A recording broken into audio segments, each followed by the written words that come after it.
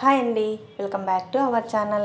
ఇలా చూసారా అండి, కాకరకాయ ఉల్లికారం అండి. చాలా సింపుల్, చాలా ఈజీగా తయారు చేసుకోవచ్చు. ఎప్పుడు కాకరకాయ తినని వాళ్ళు కూడా ఇట్టి తినేస్తారండి. చాలా టేస్టీగా ఉంటుంది. ఇంకెందుకు ఆలస్యం, ఎలా తయారు చేయాలనో చూసేద్దామా. ఒక 1/2 కిలో కాకరకాయలు తీసుకున్నానండి నేను. వీటికి చెక్కు తీయనవసరం లేదండి. పైన కింద కాడలు అలా కట్ చేసుకొని చాకుతో 2-3 పీసెస్గా కట్ చేసుకొని లోపల ఉన్న విత్తనాలన్నీ చాకుతో ఇలా అంటే నీట్గా వచ్చేస్తాయండి. ఆ తర్వాత వాటర్లో వేసి బాగా క్లీన్ చేసుకోవాలండి.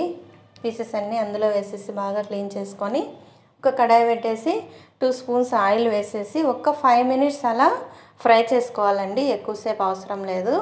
5 మినిట్స్ అలా ఫ్రై చేసేసి కొంచెం కలర్ చేంజ్ అవుతానే ప్లేట్లో తీసి పెట్టుకోవాలండి. ఇవన్నీ చల్లారే లోపల మనం మసాలా వేసుకుందామండి.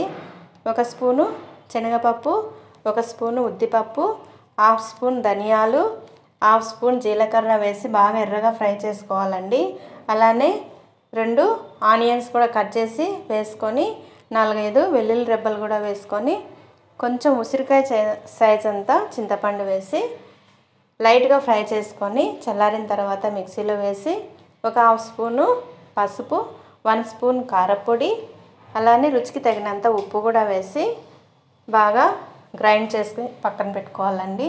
అలానే ఈ పీసెస్లో చల్లారిపోయినాయి కదా అండి, ఈ పీసెస్లో అంతా స్టఫ్ చేసుకోవాలండి. మసాలా అంతా స్టఫ్ చేసుకొని ఒక ప్లేట్లో పెట్టుకొని అదే కడాయిల్లో 2 స్పూన్స్ ఆయిల్ వేసేసి ఈ పీసెస్ అన్నీ అందులో వేసేసి ఇంకా ఏమన్నా మసాలా మిగిలితే కూడా అందులో వేసేసి బాగా ఎర్రగా ఫ్రై చేసుకోవాలండి. ఆయిల్ బయటకు వచ్చినంత వరకు ఫ్రై చేసుకొని ఉప్పు కారం తక్కువ అయితే అడ్జస్ట్ చేసుకోవాలండి. అంతేనండి, ఎంతో టేస్టీగా ఉండే కాకరకాయ ఉల్లికారం రెడీ. మీకు నచ్చినట్లయితే మీ ఫ్రెండ్స్కి షేర్ చేయండి, లైక్ చేయండి, సబ్స్క్రైబ్ చేయండి. Thank you for watching.